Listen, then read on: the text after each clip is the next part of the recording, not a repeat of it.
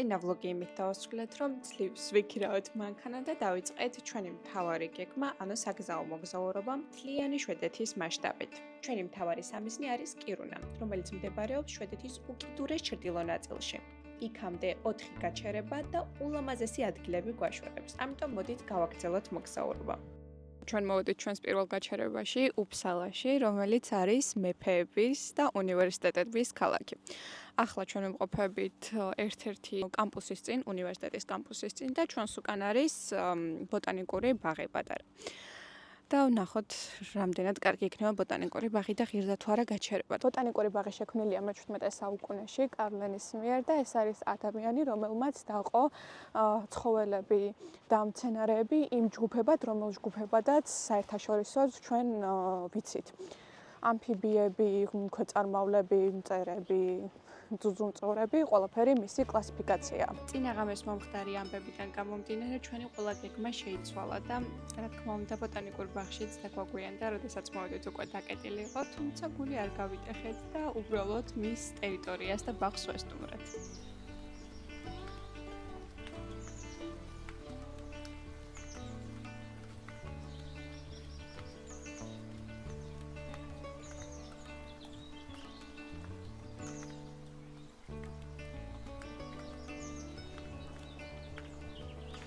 ახლა შორის საერთო ჯამში მაინც ძალიან ლამაზი იყო. განახებთ რა უნდა მე ვნახა იდეალის გამოვედით, მაგრამ არა უშავს მაინც კარგია და ახლა ისემ შეისემ რომ საჭმლის გარდა იდეაში არც არაფერი არ მინდა ვეტ. ეს არის ჩემთან ახლა ერთ-ერთი კამპუსი. და მთელ ქალაქში ასეთი კამპუსებია. ზოგი ცოტა პატარა, ზოგი უფრო დიდი. ზოგი უფრო ძველი სტილის, ზოგი თანამედროვე და მე შევნიშნე ბაჭია, რომელიც უბრალოდ თავისთვის ესე უნივერსიტეტის ტერიტორიაზე დარბოდა. მოდით რაღაც დიდ სავაჭრო ცენტრში, ძალიან ცივა უკვე, აქეთ ხარეს. ნუ იდეაში ამ მინდით ცუდი არის საერთოდ დღეს მზე არც გამოსულა. ვართ KFC-ში. 2 დღე McDonald's ჭამდით და დღეს ცოტა მრავალფეროვნება შემოვიტანეთ KFC-ის სახით. აქედან გადავიღებთ კიდევ კადრებს ანრისთვის და უკვე წავალთ სანსვალში, იქ სადაც დღეს უნდა დავრჩით. მე გავიგერო, სანსვალი კი არა, სუნსვალი იყო და ბევრი მსგავსი შეცდომა მექნება, იმიტომ რომ საერთოდ სხვანაირად ჟღერს და იწერება სახელები, ამიტომ ამაზე არ გამიწყოთ. ჩემს უკან ახლა არის სკანდინავიაში ყველაზე მაღალი ეკლესია, უფსალა კათედრალი და სწორედ აქ არიან დამარხული შვედი მეფეები. ანუ გამოდის, რომ ეს ქალაქი არის არა მხოლოდ განათლებისა და მეცნიერების კერა, ასევე მეფეების. კათედრალი დაახლოებით 1270-იან წლებში არის აშენებული. გოთიკურ სტილში. სიტყვები არ მყოფნის, იმხელა, იმსიმაღლეა და ისეთი ლამაზია. აი ასე უცებ ხვდება ნავალნი. პირდაპირ უფსალას უნივერსიტეტთან. და აი ისიც, ევროპის ერთ-ერთი ყველაზე პრესტიჟული და უძველესი სასწავლო ცენტრი, უფსალას უნივერსიტეტი, რომელიც 1477 წელს არის დაარსებული და შვედეთის პირველი უნივერსიტეტია. და აქვს ასეთი პატარა, მაგრამ ულამაზესი სახლებია და ფაქტია, ვისც არის ძალიან მდიდრები არიან, იმიტომ რომ რამდენიმე რაც შიგნით დავინახე, დაულზი და სამსავე მანქანა ყველას ყავს. მოკლედ ძალიან ლამაზია, ძალიან მყუდროა და მართლა ყველაფერი არის იმისთვის, რომ სტუდენტებმა ძალიან კარგი ცხოვრებით იცხოვრონ. უფსალა ქალაქია, რომელშიც გინდა შენელდე. სტუდენტური ატმოსფერო, ისტორია, სიმწვანე და ეს ყველაფერი სტოკჰოლმიდან ერთ საათში. მაგრამ ჩვენ უნდა გავაგრძელოთ გზა ჩვენ შემდგომ დანიშნულების ადგილამდე. დღეს ნახევარია და ახლა დავიძარით უფსალადან სანსვალში, სადაც ღამე უნდა დავრჩეთ იდეაში. უბრალოდ 4 საათია გზა დაახლოებით და ნახოთ რამდენ ხანში მივალთ. იმედია, კარი გახსნილი დაგხვდება. ახლა არის 18 მაისი, დილის 10-ის ნახევარი და ჩვენ ვართ სანსვალში. წუხალ რადგან მოვედით გვიან და ვეღარ განახეთ აქაურობა, ახლა უცებ განახებთ. ძალიან უკაცრიელ ადგილას ვართ. ჩემს წინ არის ტყე, ჩემ უკან არის ტყე და იქითკენ არის ქალაქი სანსვალი, სადაც უშუალოდ არ გავჩერდით, იმიტომ რომ ყური არის და ცოტა ესეთი მჭიდრო დასახლება და მაინც ცოტა ქალაქ გარეთ გვინდოდა, რომ ბუნება კარგად დაგვენახა. ამიტომ ახლა უცებ განახებთ სად ვართ. ეს არის ჩვენი ნომერი. აი, აქედან არის შესასვლელი. პირველ სართულზე არის სველი წერტილი და მეორე სართულზე არის სამი საწოლი. და ასეთი სიმწვანე და სილამაზეა გარშემო.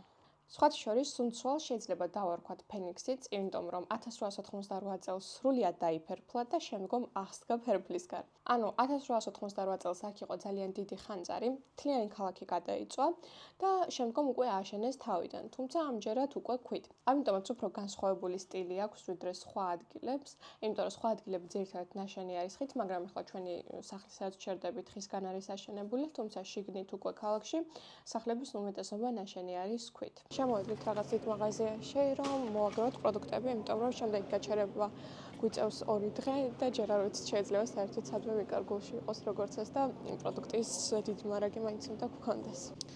რადგან ერთი პერიოდის დროს შვედები საკმაოდ მიეტანენ სასმელს და ასე ვთქვათ ლოთობის დონე იმადა, ახლა ყველა მაღაზიაში იყიდება სასმელი, რომელიც არის alcohol free. ან აქვს ძალიან მცირე რაოდენობით ალკოჰოლი, მაგალითად აი ლუტები. 3.5-ზე მეტი, როგორც ვიცი, არ შეიძლება.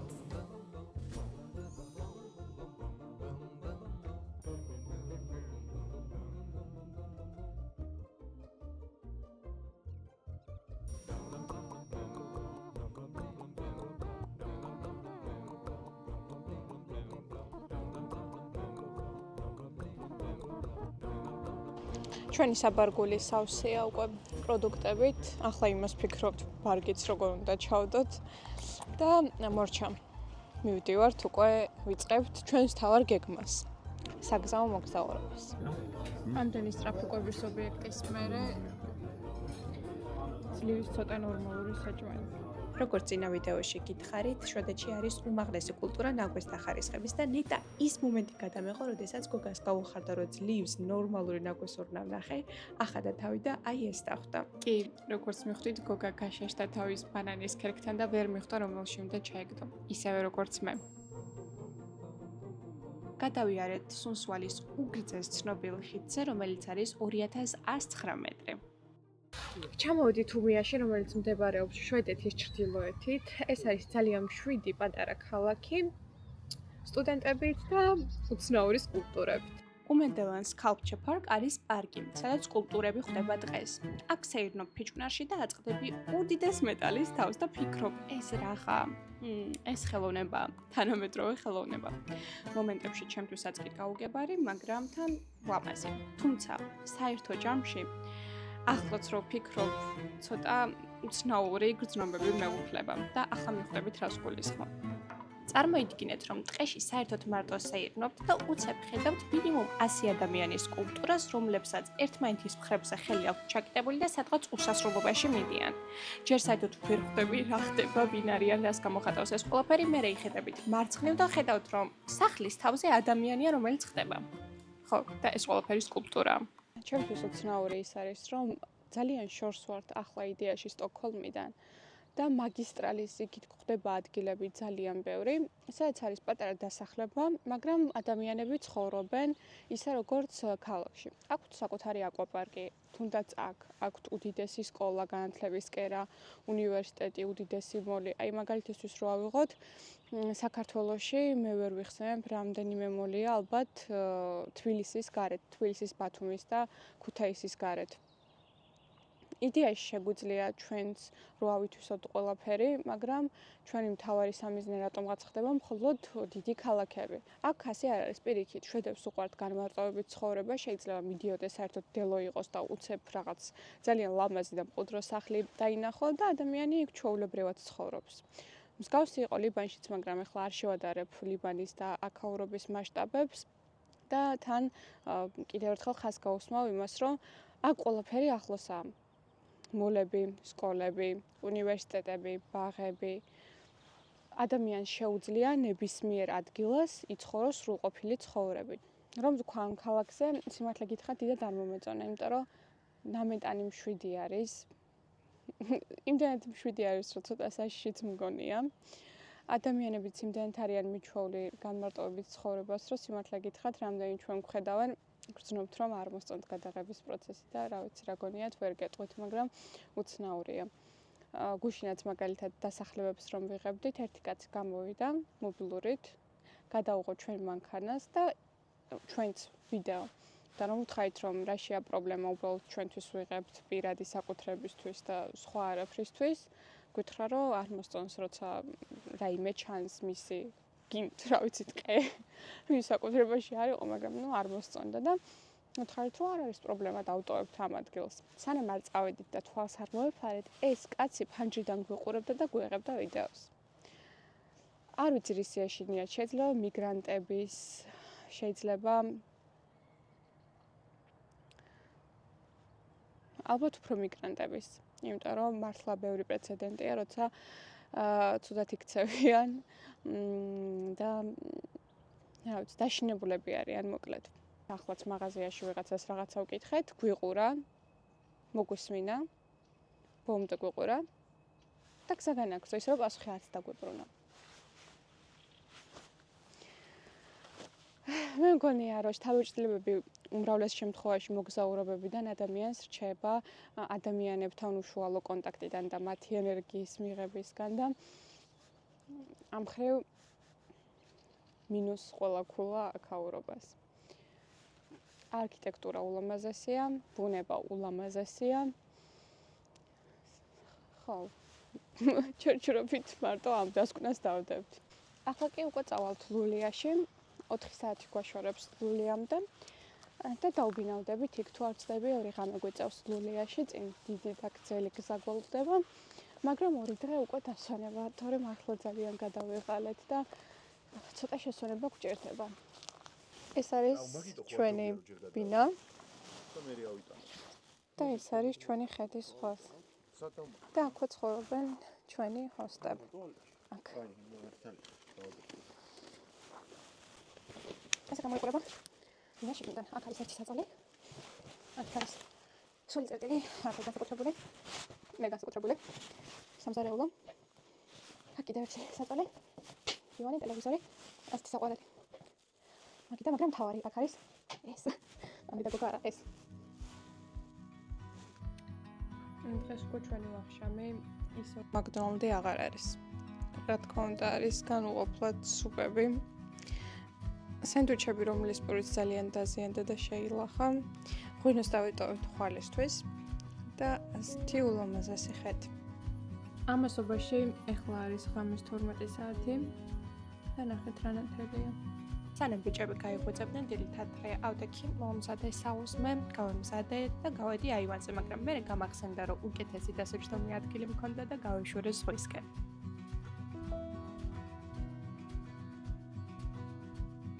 დღეს გეგმაში გვაქვს რომ მოვინახულოთ ლულია.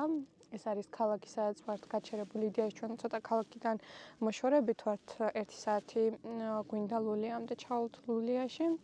და შემდეგ უკვე ამოვალთ სახლში, გავემზადებთ ვახშამს და გავაგრძელებთ ჩვენს შესვენებას. შვედეთში არის 100,000-ზე მეტი ტბა და დაახლოებით რომ მიხვდეთ, ეს არის მაგალითად საქართველოში სოფლების რაოდენობაზე მეტი. და რაც საინტერესოა ის არის, რომ მათი უმრავლესობა დაახლოებით 99% ალბათ ჩვეულებრივად ვარგისი არის სასმელად. ისე როგორც ახლა ეს ტბა, რომელიც არის უსუფთავესი და კამკამა. სასწაულად კარგი ამინდი არის აქ. 13 გრადუსია თუ არ ვცდები. ახლა ვიგეტყვით, 14 გრადუსია ახლა და თან ჯერ 2 საათი 3 საათია და 2 საათზე უნდა გავსულიყავით სახლიდან, ამიტომ მარტოზე ვარ მანქანაში და ველოდები ბიჭებს რომ ჩამოვიდნენ იქნებ ჩემო ჩამოსვლა მაინც დააჩქაროთ. 1 საათის გზა გვაქვს ლულიამდე, სადაც უნდა ვნახოთ რამდენიმე ადგილი, 2 ადგილი.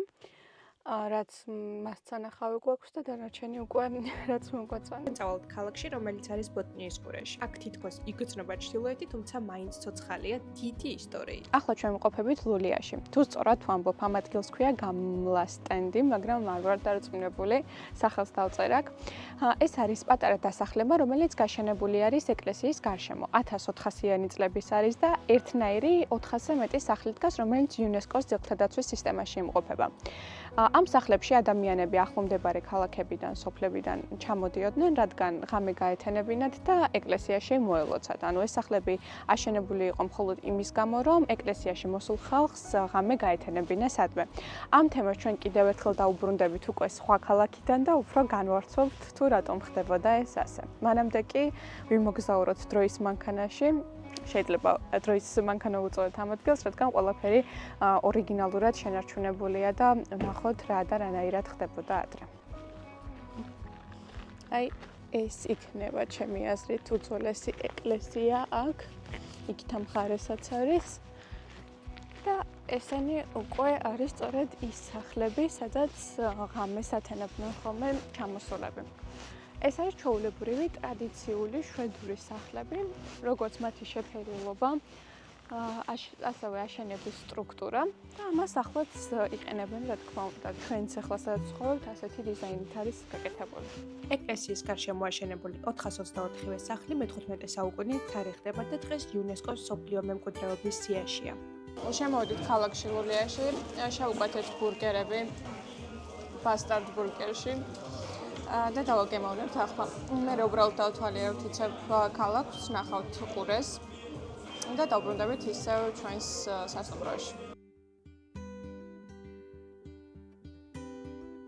6 საათია ახლა და ფაქტობრივად უკვე ყველაფერი დაკეტილია. მოლები კეტება 6 საათზე. კაფეები და დაწესებულებები უკვე კაიხნის დაკეტილია. ზოგი რა თქმა უნდა ფუნქციონირებს, მაგრამ ზოგადად ქალაქის ხეც რო შევხედოთ, ისე როგორც ყველგან უკვე ადამიანებიც აღარ დადიან, მანქანებიც ფაქტობრივად აღარ დადიან და ყველაფერი გამოიყურება ისე როგორც ზომბი აპოკალიფსის დროს ფილმებში. დროში თითქმის ვერაფერში ვერ ვეტევით, იმიტომ რომ საერთოდ ამდა მივიდეთ, ყველაფერი უკვე დაკეტილი ხდება.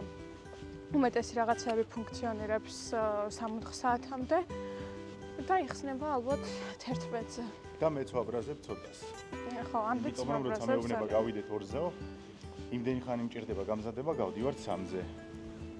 საღამოს დავბრუნდით სახლში და გადავიღეთ ულამაზესი ფოტოები ჩვენ სანაპიროსთან. ცოტა კი გავცივდი, მაგრამ ჩემი აზრით ღირდა.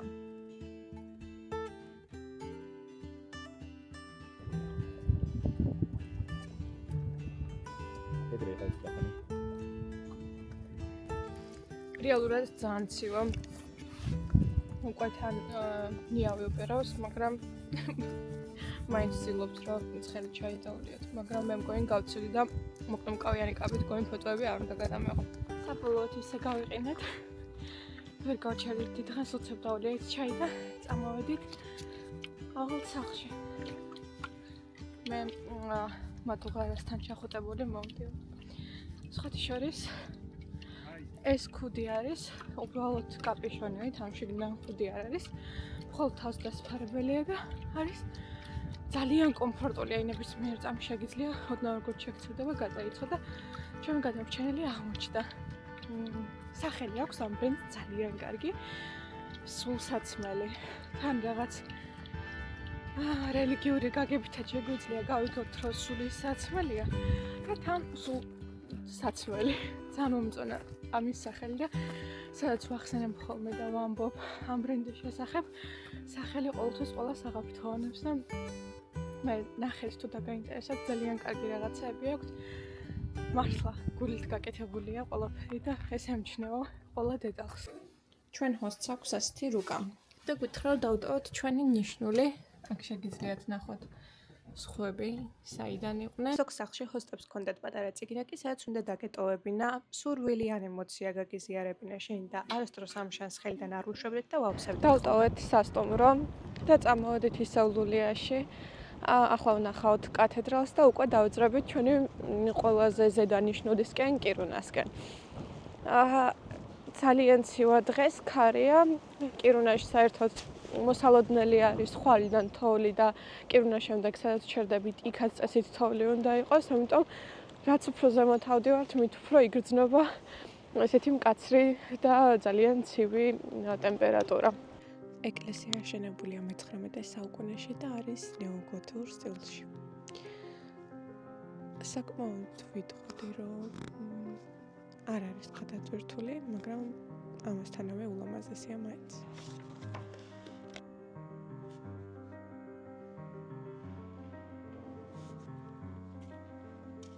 ვეწვიეთ Facebook-ის მეტას ცენტრსაც, სადაც შესაძლოა ჩემი და თქვენი მიმოწერებიც ინახებოდეს და განვაგრძეთ გზა.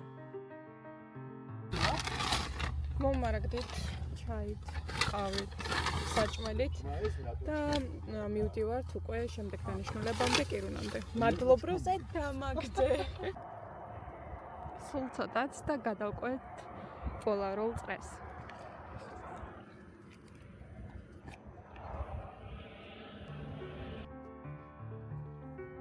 და აი ისიც ჩვენ გადავყვეთეთ პოლარული წრე. დავდივართ უფრო და უფრო შორს. აი ვერც კი წარმომიდგენია რომ სახლიდან ასე შორს ვარ საერთოდ სხვა გარემოში. აქ დაგხვდა ასეთი კუთხე. სხვადასხვა ქვეყნებიდან ფულის და რა თქმა უნდა ჩვენც შევიტანთ ჩვენს წვლილს. რაც უფრო ჩრდილოეთით მივდივართ, მით უფრო ყიდავს, მით უფრო ცივა და იგრძნობა უკვე აბსოლუტურად ყველა მინუსი და ახლა უცებ მოვდივართ. ამინდა სადაც გუშინ მოკლემკლავიანი მეცვა და თხელი კაბით ვსეირნობდი და ახლა ჩემს წინ ტბა არის გაყინული. და არის ძალიან ლამაზი.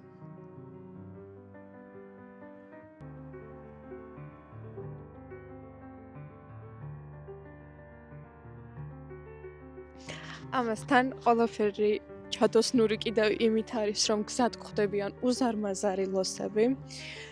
ჯგუფ-ჯგუფად 2, 3, 4 ერთად და აი ხო უცნაური თან ულამაზესი სანახავია და მართლა თავი ფილმში მგონი. ეს წესე მეგობრებო, ჩვენ ეს შევძელით, ჩვენი შვედური მოგზაურობის უკიდურეს წერტილამდე, კირუნამდე მოვაღწიეთ. ეს არის ქალაქი, რომელიც მოძრაობს. არ გაგიკვირდეთ, ჩვეულებრივად ჩვენს ქვემოთ ახლა არის ყველგან შახტა და შახტები და ამ ქალაქმა დაიწყო მოძრაობა. ეს იმას ნიშნავს, რომ შენობებს უბრალოდ იღებენ და გადააქვთ სხვა ქალაქებში. წარმოიდგინეთ ახლა მაგალითად თქვენი სახლი რომ აიღონ და წაიღონ მაგალითად კახეთიდან დასავლეთში. რო ავიღოთ ლაგოდეხიდან და წავიღოთ ბათუმში. ეს აქ ჩვეულებრივი ამბავია. ეკლესიები, სახლები, სხვადასხვა დაწესებულებები უბრალოდ იღებენ და გადააქვთ სხვადასხვა ადგილებში. და ეს არის ადგილი, სადაც ავრორას ნახვა შეიძლება, თუმცა წლის 3 თვის განმავლობაში ეს უფრო იშვიათი შემთხვევაა და ჩვენ სამწუხაროდ ზუსტად ამ 3 თვის განმავლობაში პერიოდში ვიმყოფებით აქ, როცა ფაქტობრივად შეუძლებელი არის, რომ ეს ნათება ვიხილოთ. მაგრამ რას ვიზამთ? მაინც ძალიან სასიამოვნო არის აყოფნა საერთოდ განსხვავებული გარემო, ტემპერატურა, ეხლა თოვლს ჩვეულებრივად და ღამე იდეაში უფრო დიდი თოვლი უნდა იყოს. ამიტომ ნახოთ როგორი ქალაქი იქნება.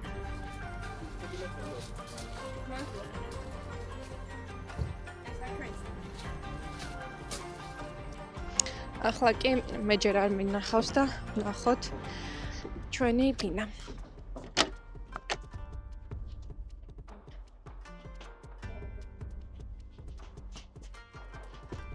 ლიბოლოდან. სხვა შორის ძალიან ზიშდები ასეთ საათებში. და ჩემს საფრთხეც მინდა. ძალიან ნათელი და მამაზი ბინა. მართლა საყვარლობა. მე აქ დავიწყებ. ასეთ ვიწროში გული წამივა მართლა. კაი. ნახოთ აქ რა არის. ოპს, აქ ჩაკეტილია. აქ სოლი წერტილი. აქ ერთი ოთახი. და აქ კიდევ ერთი ოთახი. მე სავარაუდოდ აქ დავიწყებ და თან. ძალიან ლამაზი და ნათელი ოთახია. ნუ საყვარლობა მომწონს ძალიან. თან რამდენი სალკე. ორი სოლი წერტილი. ოკეი. თან ახლა მაინტერესებს აი აქ რა არის. რა კაი მატერიალს. თან საყვარლობა. ახლა მივდივართ მაღაზიაში, რომ ცოტა პროდუქტები დავამატოთ, იმიტომ რომ ჩაი არ დაგხვდა აქ და ცოტა გვაციებს ყველას.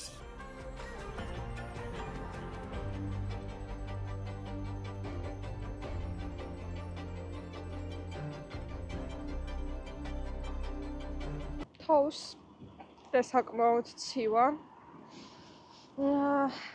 მაგრამ დამზე არის და უცნაურია. სხვათა შორის ძალიან ბევრი ჯარისკაცი ხდება და მიკვირს. რატო? მე შევედი პატარა ავეჯის მაღაზიაში და ესაა ტყუძი. ჩემი ძაღლი ისე მენატრება, რომ სადაც მაღაზიაში არ უნდა შევიდე, ვეძებ რამეს, რაც უნდა მაინც გავს ჩემს ძაღლს რომ მქონდეს და ასატოჩი. ესე იგი რა ვიყიდეთ ახლა 680 კრონით. პური, სწრაფი მომზადების მაკარონი, ჩაი, რომელიც ძალიან მოგვეწონდა, ვიყიდეთ აქ დასალევადაც, ვიყიდეთ სახლში წასაღებადაც და ვიყიდეთ ძალიან ბევრი. ეს იგივე, ეს სუპები. ბარემ სხვა გაჩერებებისთვისაც რო გქონდეს ყოველი შემთხვევისთვის. მე ეს მომწონა ძალიან წინას გავსინჯე და ვიყიდე.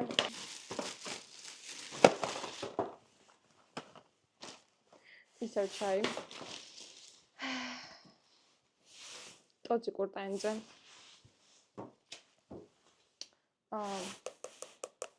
პლანერი, გეგმების ჩამოსაწერი სახლისთვის. ეს ლამაზეს კექსი.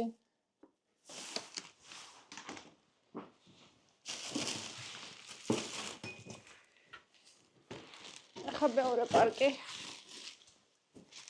ბიჭებმა აიღეს ენერგეტიკულები. წვენი. კიდევ ერთი წვენი. კიდე ერთი ენერგეტიკული, კიდე ერთი ენერგეტიკული. კიდე ორი. ამდენი რა თუნდაც არ ვიცი. კიდე ერთი და რაღაც წვენი. და კიდე ერთი ენერგეტიკული.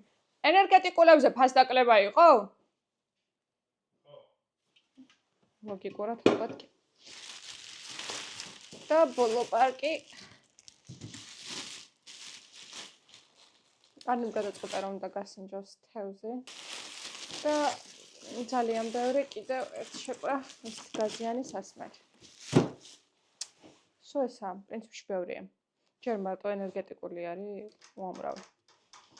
ახლა კი ვივახშმებთ. რაც პირველად ესე თვალში საცემი იყო ჩვენთვის კირუნაში, არის ის, რომ უმრავლესობა ცხოვრობს მიგრანტი, რომლებიც მუშაობენ შახტებში, მიწის ქვემოთ და წარმოიდგინეთ ჯერ თვითონ შახტებში მუშაობა რა სირთულეებთან არის დაკავშირებული და მე ამას დავუმატეთ კირუნას ბუნებრივი მდგომარეობა. ყინვა მუდმივად თოვლი ალბათ არ დნება, რა ვიცი, წელიწადის უდიდესი დრო, ეხლაც მაგალითად თევზშოდეთში ნორმალური ტემპერატურა არის, აქ თოვს. და დღეიდან უფრო მინუსში მიდის ტემპერატურა. ახლა გეტყვით ზუსტად დღეს არის 5 გრადუსი, ღამე ხვალ იქნება -2, დღისით მაქსიმუმ ადის 10 გრადუსამდე. ნუ მე ნელ-ნელა რა თქმა უნდა მოიმატებს, მაგრამ მაინც აღსანიშნავია კაცრ პირობებთან ერთად თვითონ სამუშაოს ურთულესი პირობებიც. ხამდებოდა და თოვლი ნელ-ნელა იმატებდა. პატარა ბავშვებიც გვინდოდა გარეთ გაქცევა და პირველი თოვლი შეღოთრა. ნუ ჩვენთვის იყო პირველი, თორე იმათთვის არა.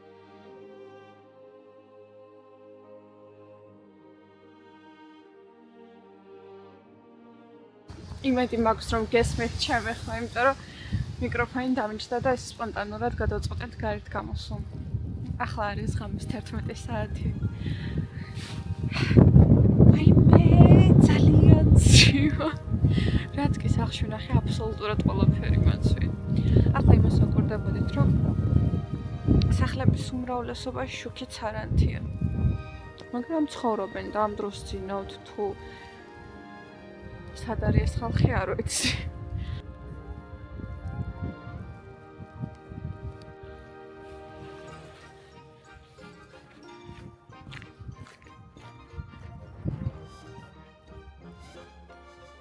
ჩვენთან უკვე გათენდა დაახლოებით 10:30 არის.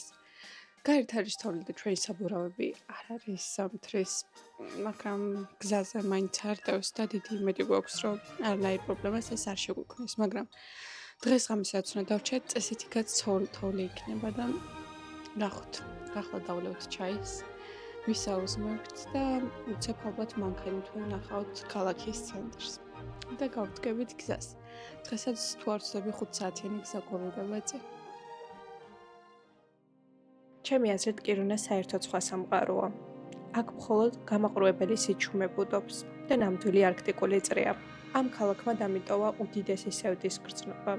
როცა უყურებ და ხვდები, რომ ადამიანები ტოვებენ ოჯახს და მოდიან ამ პირობებში სამუშაოდ. ჩვენ კი უნდა გავაგრძელოთ გზა. რომელიღაც ქალაქში შევედით საჭმელად, იმიტომ რომ დღეს გვესაუზმე და ყავცად დაგვინავით. ზომბი აპოკალიფსზე მგონია, რომ ასეთ ქალაქებში იღებენ ფილმებს. ჯერ კაცშვილი არ არის და მე კაფეში შევედი და ყველა ჩვენ გვიყურებდა აბსოლუტურად. ანუ ისხდნენ, ჭამდნენ და ყველა ჩვენ გვიყურებდა. ხო და იმდენად არაკომფორტული იყო იმ კაფეში გაჩერება და ყველა ისე უცნაურად გვიყურებდა, რომ ავტექით და წამოვედით სხვაგან. შევკვეთეთ ბურგერები არ და მინდა რაღაც უბრალო სუპი ვჭამო, ან კრემ სუპი, მაგრამ არსად არ არის.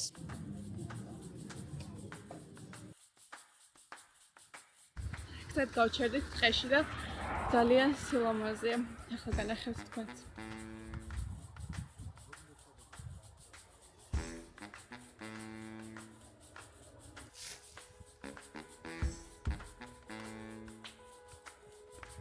კიდე თოვლია.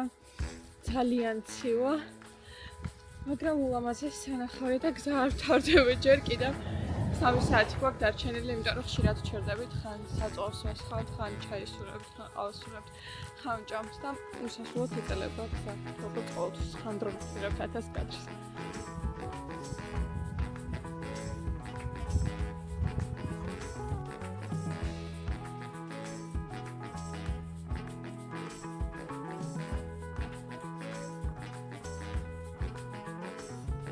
დანიშნულების ადგილზე ვართ და ვცდილობთ ვიპოვოთ გასაღები.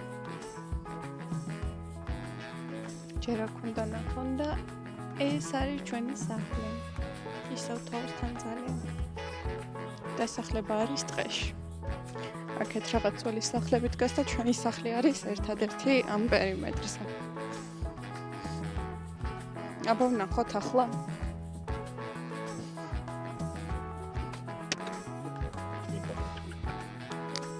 საკმაოდ ლამაზი. ეს ერთი ორი საწოლი. თავისი ტყეზე გასასვლელით. ეს სულ წერტილი. საღამოს ვივახშმეთ, გავამზადეთ პასტა და მივირთვით პესტოსთან ერთად, ასევე ბიჭებმა გახსნეს ღვინო, რომელიც იყო უსაშინდესი.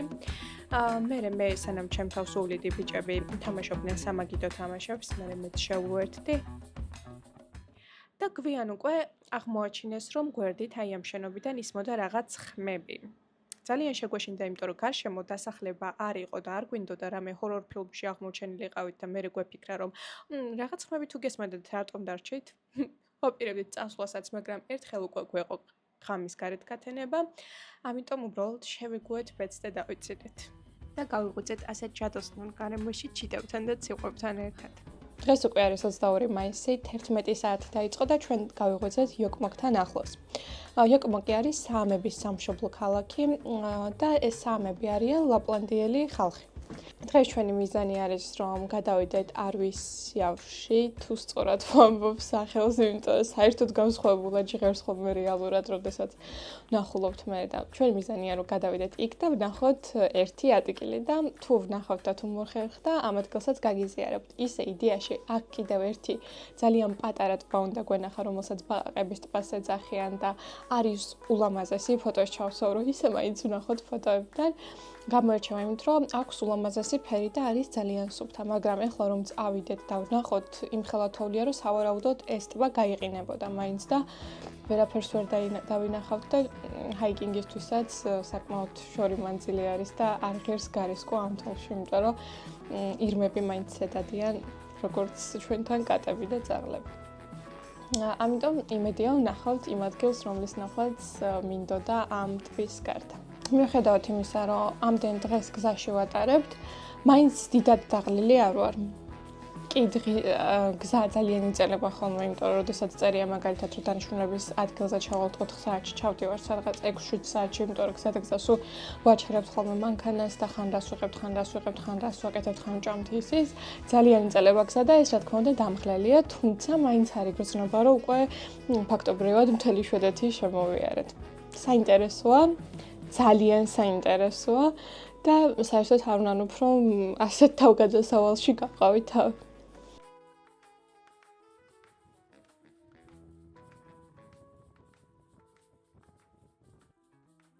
აქ ბიჭებს Taylor Swift-ს ვასმენინებდი, რაც დიდად არ მოეწონათ, სამაგიეროდ მე ძალიან გავერთე. მე-17 საუკუნეში შვედეთის მეფემ კარლ მე-9-მ გადაწყვიტა, რომ ეკლესიაში მოსვლა უნდა ყოფილიყო აუცილებელი. ამიტომ ჩრდილოეთში ჩვენ უკვე ვიცით, ეხლაც კი მეჩხერად ცხოვრობს ხალხი, მაგრამ მაშინ უფრო შორს იყო დასახლებები, ამიტომაც იმისთვის, რომ ისინი მოსულიყვნენ ეკლესიაში და ელოცათ, გააშენეს პატარა სოფლები. სწორედ ამ სახლებში ჩერდებოდნენ ისინი, ათევდნენ ღამეს და უკან ბრუნდებოდნენ. ანუ წარმოიდგინეთ, ისინი გადიოდნენ უდიდეს მანძილს, იმისთვის, რომ მოსულიყვნენ აქამდე, ელოცათ ეკლესიაში, გაეთენებინათ ღამე და შემდგომ შინ უკან დაბრუნებულიყვნენ. და თანაც გაითვალისწინეთ ისევ გარემო პირობები, ბუნებრივი ფაქტორები, როგორი სიძივე არის და წარმოიდგინეთ, მოდიხართ შორ მანძილზე. მოილოცავთ ეკლესიაში, დარჩებით ასეთ. მე ვიტყოდი, რომ ძალიან საშიში სახლებში, იმიტომ რომ ჩემთვის ეს სახლები ასოცირდება რუსული ზღაპრებიდან მოსულ სახლებს, რომლებიც დგას ქათმის ფეხებს და ჯერ კიდევ ბავშვობაში, როდესაც მეკითხავდნენ ხოლმე მათზე ზღაპრებს, მაშინაც რაღაცნაირად შეშგვიდა და ახლა მით უმეტეს რომ ვუყურებ, მართლა ძალიან საშიში არის. მაგრამ ხო, ღამეს ათევდნენ ასეთ სახლებში და შემდგომ ბრუნდებოდნენ უკან. ანუ შენდებოდა ქალაქები ეკლესიების გარშემო. პატარა სოფლები უბრალოდ ღამეს დასათენებლად და ეს ადგილიც არის მე-17 საუკუნის, რომელიც ძალიან კარგად არის შემონახული და ჩვენ შეგვიძლია პირდაპირ ვნახოთ, რას წარმოადგენდა ეს სახლები და როგორ გამოიყურებოდა. ჩემი ასოციაციით ასეთ სახლებში ცხოვრობდნენ ვიკინგები. თან სანამ წამოვიდოდი ვიკინგების ყურება დავიწყე, იმიტომ რომ თუ არ იცოდით, ისინი სწორედ შვედეთიდან არიან. მაგრამ ვერ უყურე ამ სერიალს ბოლომდე, თუმცა მაინც აი რაღაცნაირად ჩემი წარმოსახვით ეს არის ვიკინგების საცხოვრებელი. მასშტაბი რომ არ ვთქვათ, ახლა ეს რა პატარა შესასვლელია. კეთყვით 1 2 3 4 და ცოტა, აი 4 მტკაველი და კიდევ ოდნავ ადგილი რჩება. საკმაოდ ვიწროა. მაგრამ სიცივე არ შევიდა და სავარაუდოდ ისე როგორც დიდ კარში.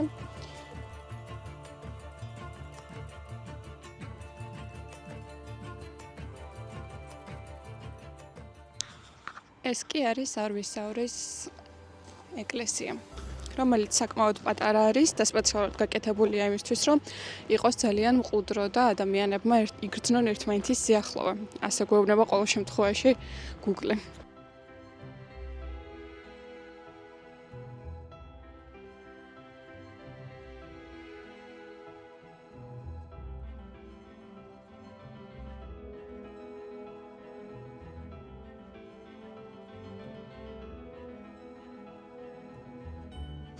გზა გვაქვს 6 საათი და ცხადია გაიწელება უფრო მეტზე, ამიტომ უნდა ვიყიდოთ ჩაი საჭმელი გზისთვის და ეგ არის, შევდგეთ გზას.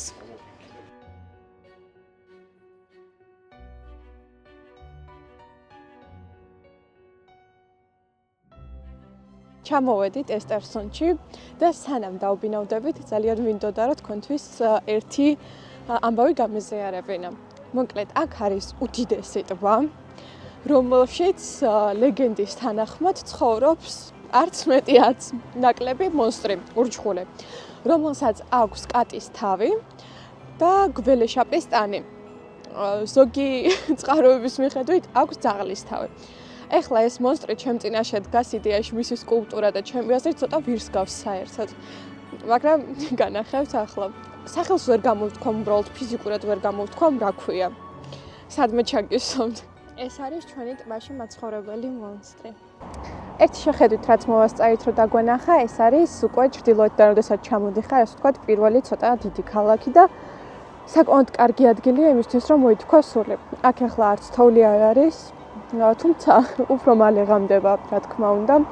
ახლა ღრუბლიანი ამინდია და ეს უფრო ამზაფრებს იმას, რომ გრძნობს, რომ თითქოს ღამდება, არა და იდეაში მზე ჩადის სადღაც 12-ისკენ, მაგრამ მაინც იქ საერთოდ არ ჩადიოდა.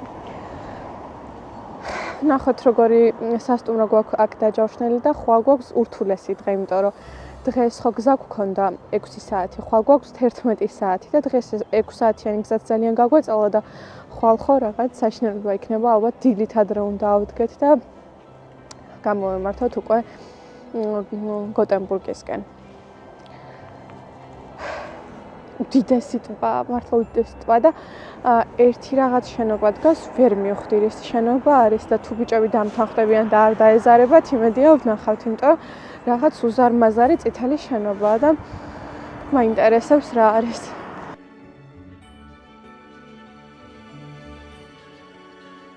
მე მეგონა რომ მინიმუმ მუზეუმი იქნებოდა, მაგრამ აღმოჩნდა რომ არის მერია, რომელიც 1912 წელს არის აშენებული, თუმცა საკმაოდ განსხვავებული სტილით და ვიტყოდი რომ მართლა მარგალიტი არის არქიტექტურაში, რაც კი ჯერჯერობით გვინახავს. მოვედით სახლში და ახლა შევეცდებით შესვლას.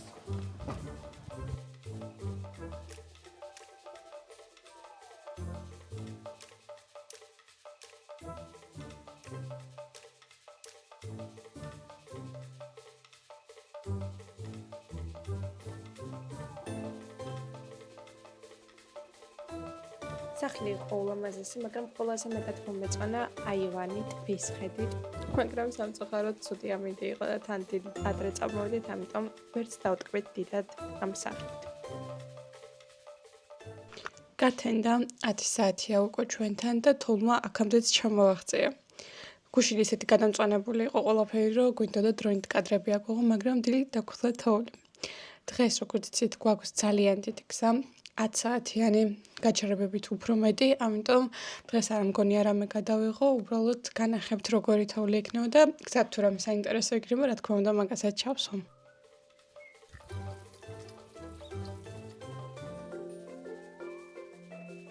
ორი საათი და 15 წუთი გქონდა დარჩენილი გოტენბურგამდე, რომ გადავწყვეტეთ, რომ აღარ წავიდეთ საერთოდ გოტენბურგში და დავრჩათ ისევ სტოკჰოლმში. ახლა ვეძებთ ბინას, გოტენბურგის ბინას ცხადია დავკარგავთ, მაგრამ სამაგიეროდ ხოლმე მთელი დღე გვექნება სტოკჰოლმისთვის და არ ვიქნებით გადარბენაზე, იმიტომ რომ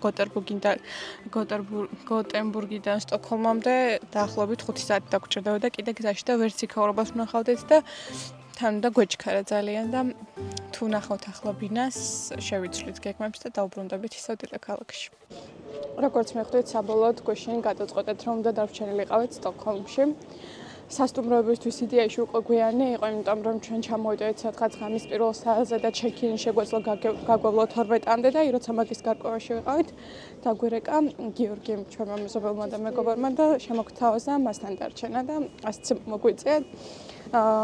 გაგვიმასპინძლა გიორგი, დავრჩით მასთან და დღეს დილით უკვე გამოვედით ქალაქში.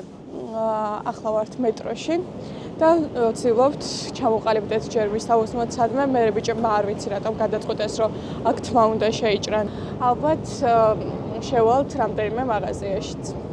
თუ მოგვეხერხდა ვიკინგების მუზეუმშიც, იმიტომ რომ მე ძალიან მინდა და ამათ ნაკლებად, მაგრამ ნახოთ. კიდევ კაირო ბიჭებმა გადაიფიქრეს თმის შეჭრა, ამიტომ ახლა უფრო მეტი დრო გრჩება შოპინგისთვის. წავალთ მოლში, ვნახავთ რაღაცებს და მუზეუმში წავალთ თუ არა? არ ვიცი, წამოასწრე ჩავიდეთ. ამასობაში გოგას ნაცნობმა შემოგთავაზა ჰოკეიზე წასვლა, ჰოკეის ჩემპიონატი იმართება ახლა და ყველა დამიჯახა და აი ასე მოწმენდილ ცაზე უცებ მივდივართ ჰოკეიზე, სადაც არასდროს ცხოვრებაში არ ვარ ნამყოფი და არც წესები არ ვიცი და საერთოდ არაფერი, მაგრამ იმედია მალევე გავერკვევით. მანამ სანამ შევალთ ჰოკეიზე, შემოვედით ყავის დასალევად და იქამდე ვიყავით შესული H&M-ში, რომელშიც ასევე იყიდება ყველანაირი კოსმეტიკა აბსოლუტურად და მე ყველანაირ მარკეტინგულ ხრიგს წამოვაგე. აღმოჩნდა, რომ შვედეთი ეთამაშებოდა ამერიკას. შვედები არიან ყვითლები, ამერიკა არის წითელი. შესაბამისად, სახლში 99% ფანი არის შვედი და მხოლოდ 1% ამერიკელი. და მე წითელი შარფი მეკეთა და წითლებში ვეცვა სულ. ხოდა ხალხი ისე მეყურებდა, გეგონება ამერიკისკენ ვიყავი, მაგრამ საბოლოოდ ამერიკისკენ ვიყავი, იმიტომ რომ უმცირესობაში იყვნენ და მოიგეს კიდეც.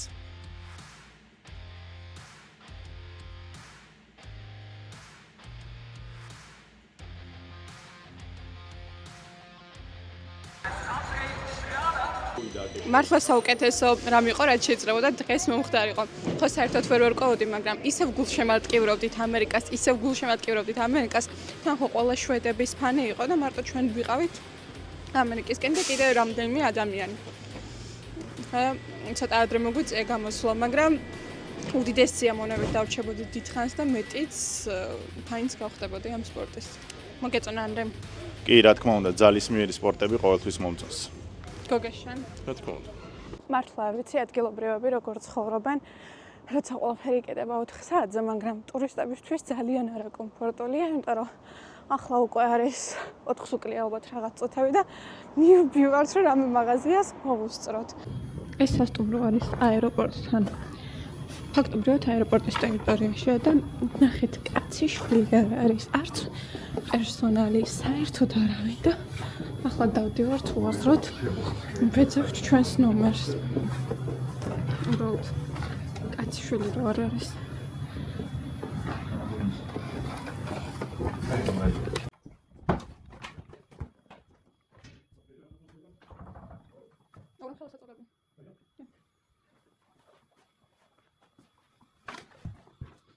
ეს პარკინგი უკვე არის, სადაც მანქანა ვიქირავეთ იმის. ანუ აქ კემაგავდა სადღაც და მანქანა დავდოთ და აქ მხარეს პირიქით უკვე არის უშუალოდ აეროპორტი. ესეც ჩვენი. რადგან დილით ადრე გქონდა ფრენა, მე და ანდრემ გადავწყვიტეთ, რომ დრო არ დაგვეკარგა და გავედით ქალაქში სასეირნოდ. კამერაში ადგილი გამითავდა და გავაგრძელებ მობილური და სანამ აქ მაინც მეყოფა მახსოვდა. როცა სტოკჰოლმში ჩამოვედით, ის ადგილი, სადაც ახლა მივდივართ, გქონდა იდეაში გეგმაში რომ უნდა გვეძახა, მაგრამ ვერ მოვაწარით.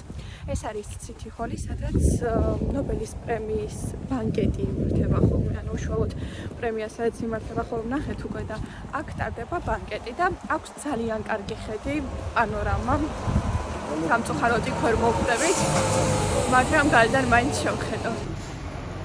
ეს არის ციტი ჰოლი და ეს არის სამში. დღისით იყო კარგი ტემპერატურა და ახლა ელემენტარული გავეყინეთ და კაფე ვერ ნახეს, საერთოდ შეგვიძლია რომ ან ჩაი, ან ყავა, ან რამე თბილი ავიღოთ. ყველაფერი დაკეტილია აბსოლუტურად და ახლა ვცდილობთ რომელიმე მაკდონალდი ვნახოთ და ისევ იქ შევიდეთ.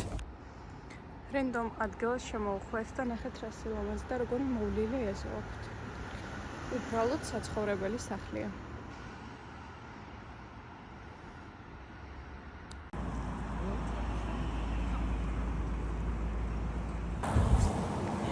სადაც დავიწყეთ ვიდეოს გადაღება, იქ ვიწევს ზუსტად დასრულებაც. ამ ხიდან დავიწყეთ პირველად უკვე სტენდაფების ჩაწერა და აქ იქნება ჩვენი ბოლოც.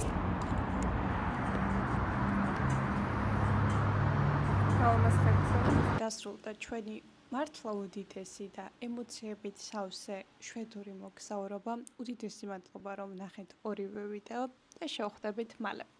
გამიზიარეთ თქვენი ემოციები კომენტარებში.